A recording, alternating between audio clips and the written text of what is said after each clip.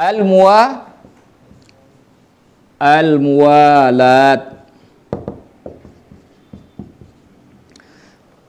Al-muwalat ini secara bahasa artinya berturut-turut. Berturut-turut. Ada satu bahasa lagi yang sebelumnya sudah kita pelajari, yaitu at-tartib. Di dalam mazhab Syafi'i, at-tartib ini rukun. Muwalat itu hukumnya sunnah. Secara bahasa ini dua-duanya sama artinya, berturut-turut. Apa bedanya? Apa beda tartib dan muwalat? Ini berturut-turut, ini berturut-turut. Kalau tartib tidak boleh dipindah-pindahkan urutannya. Jadi wajah dulu, baru tangan sampai siku. Nggak boleh kita cuci tangan sampai siku, baru kemudian cuci wajah, nggak boleh. Itu tidak tartib. Sedangkan tartib ini dalam mazhab Syafi'i adalah hukumnya wajib. Karena dia bagian dari rukun. Sedangkan muwalat, perbuatan yang satu dengan perbuatan yang lain tidak dibatasi oleh aktivitas apapun. Contoh, saya cuci kepala. Setelah kepala apa? Telinga. Nah, saya kemudian habis cuci kepala, saya ambil sandal dulu. Ambil sandal, pakai sandal, sebalik lagi. Baru saya cuci telinga, itu tidak muwalat namanya. Karena antara cuci kepala dengan cuci telinga sudah dibatasi oleh ngambil sandal. Hukum dalam muwalat, begitu cuci kepala langsung sambung dengan telinga. Dibolehkan kita tadi mengambil sandal selama bagian yang pertama, yang sebelumnya yang kita cuci tidak kering. Contoh, saya cuci muka. Sudah, cuci muka dalam berwudu, lalu saya pindah sebentar. Air di wajah saya tidak mengering, maka saya begitu balik ke tempat wudu, boleh sambung wudunya, nggak perlu diulang. Nah, tapi kalau sudah kering, tidak boleh. Harus jadi baru cuci lagi tangan sampai siku. Bisa paham? Nah, itu hukum muwalat dengan hukum tartib. Ingat, muwalat ini itu wajib bagian dari rukun dalam mazhab Hambali. Ini dalam mazhab Hambali. Dalam mazhab Hambali ini wajib. Artinya kalau tadi ngambil sandal, nggak sah wudunya. Nah, tadi saya cuci kepala, tadi cuci muka, mau cuci tangan. Dari cuci muka ke cuci tangan saya ambil sandal dulu. Kata Imam Hambali, itu tidak sah wudunya. Karena tidak muwalat. Kenapa? Karena mazhab Hambali menjadikan muwalat itu bagian dari rukun. Jadi dalam hal ini, Syafi'i rukunnya berapa? 6. Maliki 7. Hambali 7. Mana Maliki jadi 7? Dari 6 bagian Syafi'i, Imam Syafi'i ditambah dalkun, menggosok. Udah, dari yang 6 dari mazhab Syafi'i ditambah dalkun. Hambali mana 7? Dari 6 mazhab Syafi'i tambah al-muwalat. Nah, tambah muwalat. Jadi itu 7 dalam mazhab Hambali. Jadi kalau kita hitung dalam mazhab Syafi'i ada 6, tambahkan 1 menggosok jadi rukun dalam mazhab Maliki, atau tambahkan 1 muwalat jadi rukun dalam mazhab Syafi'i. Dalkun itu bukan rukun, muwalat juga bukan rukun. Bisa dipahami? Contoh lagi.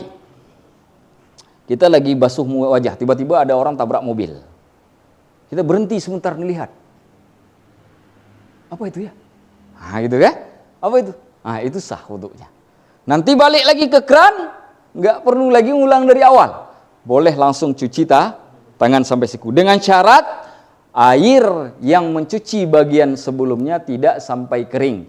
Dengan batasan apa? Cuaca normal. Nah, dengan cuaca yang normal. Bisa dipahami sampai sejauh ini? Nah. Ustaz, kalau Hanafi ada berapa? Hanafi ada 4. Yang dalam mazhab Syafi'i minus niat dan minus tartib. Jadi nggak ada niat, nggak ada tertib dalam mazhab Hanafi. 4 itu aja. Begitu datang ke keran langsung. Ada niat-niat. Dalam mazhab Hanafi. Jadi hitungnya bagaimana? Dalam 4 mazhab 4767. 476 tuh rumusnya.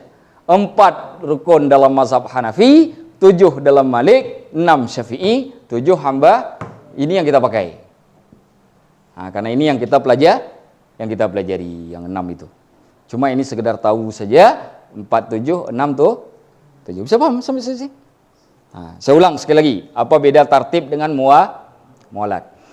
Tartib itu tidak boleh mencuci anggota wudu dibolak-balik.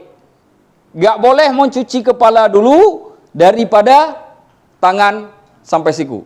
Harus mendahulukan tangan sampai siku daripada kepala. Nah, itu disebut tartib. Sedangkan mualat mencuci wajah mencuci tangan sampai siku tidak boleh dipisahkan oleh aktivitas apapun tapi langsung. Nah, itu disebut dengan mudah memahaminya. Bisa membedakan mualat dengan tartib? Secara makna sama-sama berturut-turut. Nah, tapi pemahamannya beda. Bahasa Indonesia nggak ada. Arti mualat dan tertib itu nggak ada. Ada dalam bahasa Arab aja. Nah, makanya kemudian hukum ini lahir dalam masalah fikih ketika kita membasuh wudu. Intinya dalam mazhab Syafi'i, niat, cuci wajah, tangan sampai siku, sebagian kepala, kaki sampai mata kaki, tartib. Kalau ini dilakukan dengan sempurna, sudah sah wudu. Masalah kumur-kumur tak sempurna, masukkan air ke dalam hidung tak sempurna, wudunya tetap sah. Tiba-tiba teman-teman ngambil wudu, lupa cuci telinga. Jangan diulang wudunya, udah sah. Karena telinga itu sunnah. Atau ada teman bilang, wudu nggak kumur-kumur, gimana cuci caranya? Pergi aja. Karena hukumnya sunnah. Nah, jadi sekarang yang kita praktek selama ini dari sejak niat sampai dengan terakhir sampai tertib itu sebenarnya gabungan antara rukun dan antara wajib dan sunnah. Nah, yang wajib itu bagian dari rukun. Wallahu a'lam. Ada pertanyaan? Faslun, satu fasal. Wal istinja'u wajibun minal bauli wal ghaid. Wajib hukumnya ketika kita menyuci kencing dan buang hajat atau air besar. Yang dimaksud istinja setiap kita membersihkan bagian pembuangan depan dan belakang itu disebut istinja.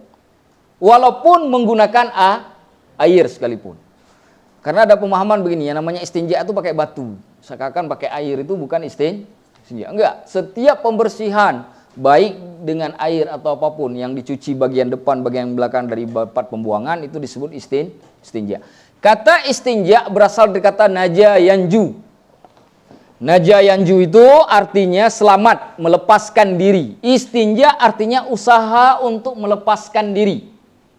Nah, dalam makna fikih, usaha yang dilakukan untuk melepaskan diri dari najis. Nah, dengan cara mencucinya atau menghilangkan wujud daripada najis. Nah, ketika kita bicara najis, ada dua hal yang harus kita pahami. Pertama, wujud daripada najis. Wujud daripada najis. Wujud daripada najis itu, kalau kencing ya air kencing itu. Tapi yang kedua, ada yang namanya bekas najis. Bekas najis. Ada bahan atau maksudnya ada sarana yang bisa digunakan, dia bisa menghilangkan wujud najis tapi tidak menghilangkan kadang-kala bekas najis, tetapi itu sudah dianggap bersih. Tapi ada juga yang bisa menghilangkan wujud najis dan juga bekas najis seperti air. Nah, itu lebih utama, yaitu hukum istinja. Maka dalam bab ini istinja itu boleh menggunakan air, juga boleh menggunakan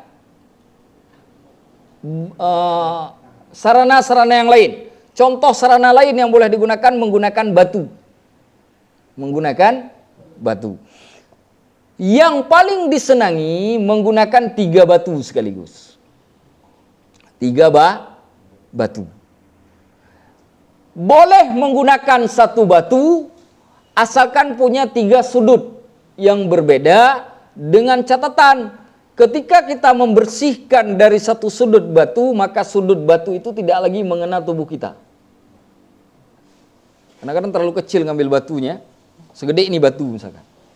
Begitu cuci gini, masukkan sebelah sini, ini kena dengan paha misalkan. Jadi sudah kena najis. Tapi selama dipastikan tidak terkena, tidak apa-apa. Maka ambil yang sebongkar ini. Tapi hati-hati ngambil batu. Ngambil batu yang dicuci itu, yang dibersihkan dengan batu, bagian tempat di mana kita mengeluarkan kotoran. Seperti pinggul misalkan. Susah itu kalau masukkan batu yang dia bulat. Maka agak sedikit, meruncing. Karena harus dibersihkan bagian itu. Bisa dipahami? Nah, maka disebutkan di sini, wal afdal, maka yang lebih baik, ayastanjia, yang lebih baik dia seseorang melakukan istinja bil ahjari, dengan batu-batu, thumma yutbi'uha bil ma', kemudian diikuti dengan air. Thumma yutbi'aha bil ma', kemudian diikuti dengan air. Jadi yang paling bagus ketika kita melakukan istinja, baik kencing maupun kita buang hajat, ambil dulu batu 3 biji. Bersihkan bagian itu dengan batu. Setelah itu baru dicuci lagi dengan air. Nah, itu yang paling istimewa. Karena batu menghilangkan wujud najis, sedangkan air menghilangkan bekas najis. Nah, wa yajuzu, dan dibolehkan ayyaqtasira, mencukupi untuk pembersihan tersebut alal ma, dengan menggunakan air saja, au ala thalathati ahjarin, atau menggunakan 3 batu saja. Itu bukan yangko itu. Itu yang benar yunaqi bihinnal mahalla. Nah, coba dilihat, yunaqi itu artinya membersihkan. Bihinna al-mahalla. Yunaqi, membersihkan, bihinna, dengannya, al-mahal, tempat mengeluarkan najis. Mahal itu tempat mengeluarkan najis maksudnya. Jadi kalau kita misalkan ingin istinja, cara yang paling utama menggunakan batu terlebih dahulu sebanyak 3 batu. Kemudian setelah menggunakan batu baru kita bersihkan dengan air. Kalau kita ingin mencukupkan salah satunya, dibolehkan. Boleh dengan air saja, juga boleh dengan batu saja. Fa idza aradal ikhtisara ala ahadihima, apabila diinginkan untuk mencukupkan atas salah satu di antara keduanya, fal ma'u afdal, maka menggunakan air itu lebih baik. Jadi kalau kita mau memilih antara batu dengan air, maka memilih air itu lebih baik. Nah, bisa dipahami sampai di sini. Nah, sekarang pertanyaan. Apakah kemudian ketika kita menggunakan batu, kalau tidak punya batu, apakah tidak boleh dengan cara yang lain? Nah, dibolehkan dengan benda-benda yang lain. Pertama, benda itu suci, tidak najis. Yang kedua, dia itu wajib padat. Padat, termasuk yang padat ini apa lagi?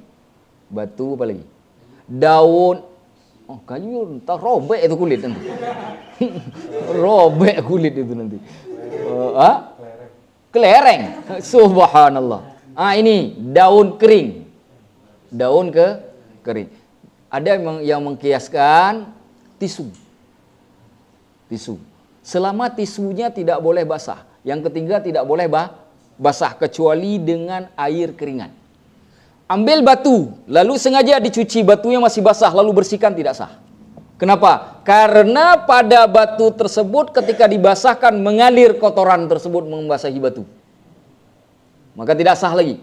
Maka batu ketika dibersihkan wajib kering. Begitu juga dengan benda lain, nggak boleh dicuci dulu, kecuali kalau kena keringat. Misalkan ini panas betul udaranya, lagi berada di mana misalkan? Di hutan, di mana gitu kan? Keluar keringat, habis kedang beol, keluar keringat. nggak punya air, ambil batu, kena keringat, tidak apa-apa. Tapi kalau bukan karena keringat, sengaja dibasahkan dengan air atau dengan yang lainnya, itu nggak boleh. Termasuk tidak boleh menggunakan cairan apapun selain daripada air mutlak. Seperti misalkan minyak wangi, lotion, pakai lotion bersihkannya, tidak sah. Ambil lotion pakai, fresh care itu di kening, ngapain pakai di situ? Panasnya naudzubillah itu. Itu kiamat sebelum malaikat mau datang itu. Itu kiamat sebelum ditiupkannya sangkakala kalau pakai fresh care itu. Nah, itu tidak sah. Nah, jadi boleh pakai daun. Yang tidak boleh menggunakan kotoran, karena ada kotoran yang sudah mengering.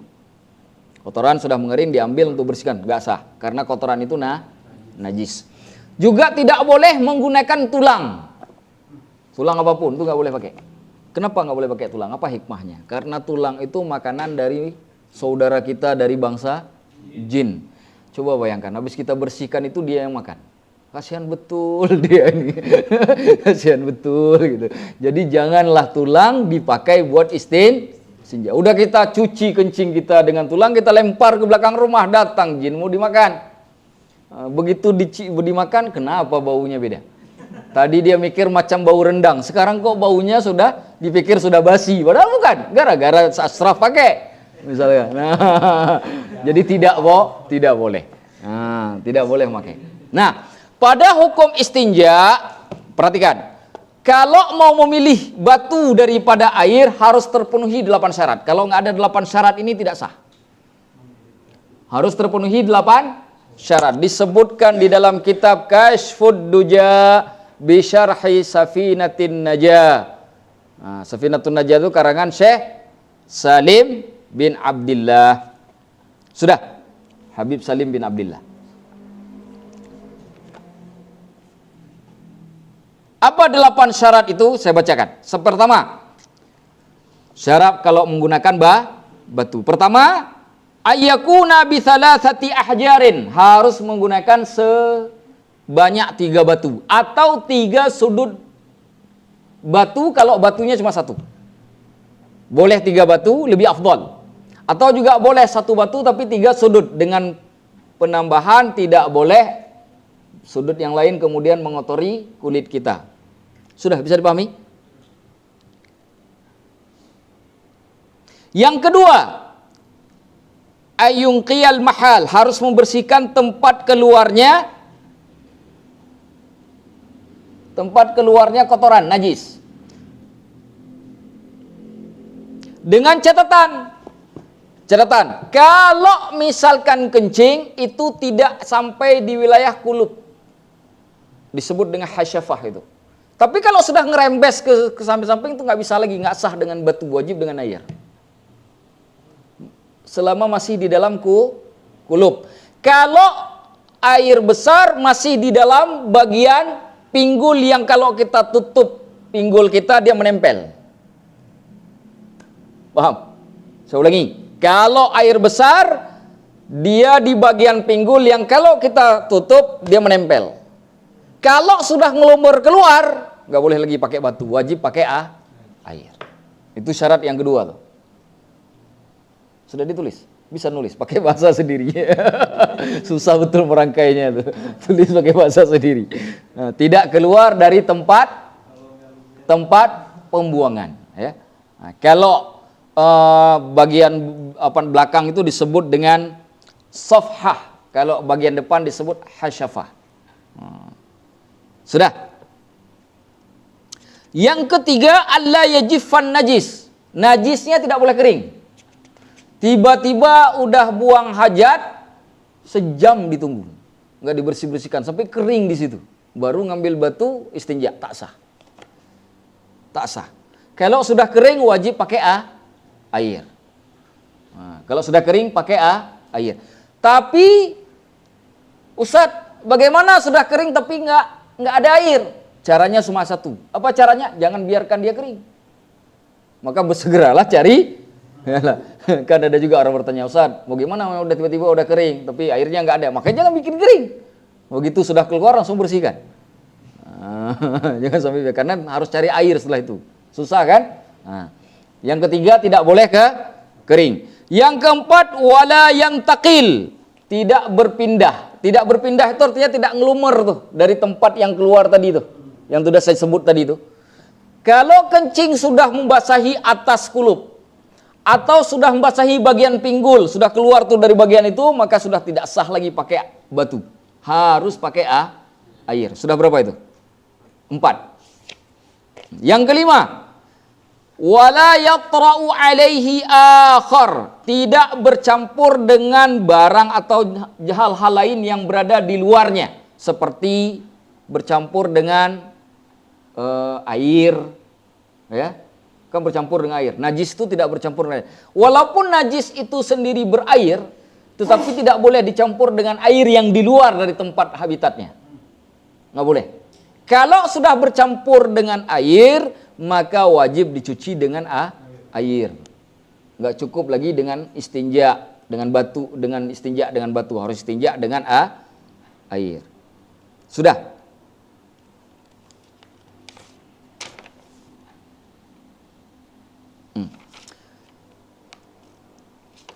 Yang ke berapa itu? Yang ke-6. Wala yujawizu safhatahu wa hasyafatahu. Batasan yang boleh mengalirnya najis itu kalau kencing itu pada ujung kulup. Apa itu? Enggak, helm tuh besar. Enggak semua helm boleh, kan dia ada lubang. Kalau ada lubang, enggak, ini maaf. Bukan ngomong yang ini, tapi untuk memperjelas hukum. Lubang itu, jika ada lubang kita misalkan kencing itu, nah pas di ujung dalamnya itu disebut dengan hasyafah, itu batas terakhirnya. Begitu ngelumer keluar, kena yang bagian tadi itu, la yang takil, tidak boleh berpindah. Kan ada yang tadi ditulis tuh. Jadi batasannya itu sampai dengan bibir dalam. Nah, bibir dalam. Begitu juga dengan bagian pinggul. Nah, bagian pinggul itu yang tempat terketup itulah batasan akhir, tidak boleh melebihi, itu batasan akhir. Kalau sudah melebihi itu nggak boleh lagi, harus pakai air. Tidak boleh lagi pakai batu. Sudah ada berapa nomornya? 6. 7. Wala yusibuhuma, tidak boleh mengenai air. Nah, ini berhubungan dengan nomor 3 tadi. Nomor 3 kan harus kering. Tidak boleh kering. Atau tadi berhubungan dengan nomor sebelumnya yang tidak boleh bercampur dengan zat yang lain, karena zat yang lain itu bukan hanya air, bisa apa saja. Nah, di sini khusus dengan air karena kebiasaannya itu terjadi karena air. Yang ke-8 yang terakhir, wa antakunal ahjaru tahiratan, maka hendaklah batu yang dipakai itu dia wajib suci. Kalau 8 syarat ini tidak terpenuhi, tidak boleh istinja pakai batu. Wajib pakai air. Kalau tidak terpenuhi 8 syarat ini, maka tidak boleh pakai batu. Tapi insya Allah jarang orang milih batu daripada air. Jarang orang milih batu daripada air. Kecuali nanti teman-teman tiba-tiba siapa tahu nyasar ke Afrika. Kalau nyasar, tiba-tiba Fitra jalan kemana gitu kan, nyasar. Arifin nih suka sekali naik gunung nih. Tiba-tiba tak ada air. Jangan ngambil kayu, luka lah itu. Juga jangan ngambil tulang, kasihan saudaramu. Ambil daun kering, atau ambil batu ya. 3 batu itu lebih aman. Pakai 3 batu lebih aman. Nah, itu sudah sah. Nah, kalau udah selesai begitu, pakai celana dalam, ambil tayamum kalau nggak ada air, langsung sholat. Sah sudah. Nah, sudah terhitung sah. Nah, ini cara beristinja. Baik. Kita lanjutkan. Sampai mana tadi? Oke. Sudah 8 tadi, sudah terakhir kan? Kita pindah. Sudah selesai itu 8 syarat tadi. Wa yajtanibu istiqbalal qiblati wa istidbaraha fis sahra. Diharuskan untuk menjauhi ketika kita buang kencing, buang hajat, istiqbalal qiblah, menghadap kiblat, wastidbaraha, dan membelakanginya fis sahra, ketika berada di posisi padang sahara. Yang dimaksud padang sahara di sini itu tempat yang tidak ada pembatas. Tanah lapang, ya, itu tiba-tiba langsung menghadap ke arah kiblat. Hukumnya makruh, bukan haram. Hukumnya makruh. Atau membelakanginya. Kita di sini kiblatnya ke sana.